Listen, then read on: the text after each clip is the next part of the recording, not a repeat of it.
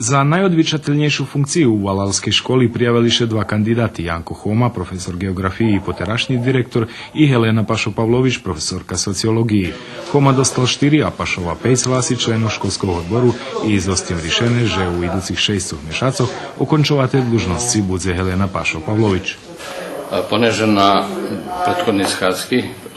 prethodnih dvoch Shadskog školskog odboru prinešena odluka o nevýboru kandidata za direktora školi.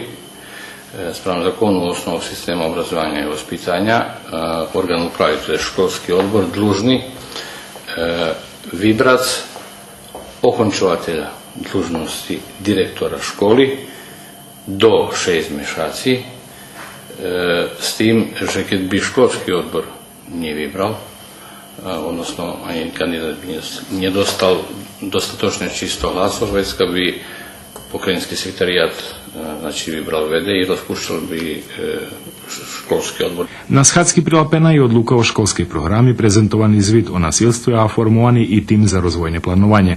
Na Shadski odboru prilapene i zadzekovanje poterašnjeg predsjedatelja odboru Ljubici Bučko na funkciju predsjedatelja, jak i na členstvo u odbore, a za novog predsjedatelja vybraný Miroslav Nať. Odbor u najhodzacim čaše popri rozpisovanja vybrankov za poriadnoho direktora školi čeka i výbor novog člena toho cela.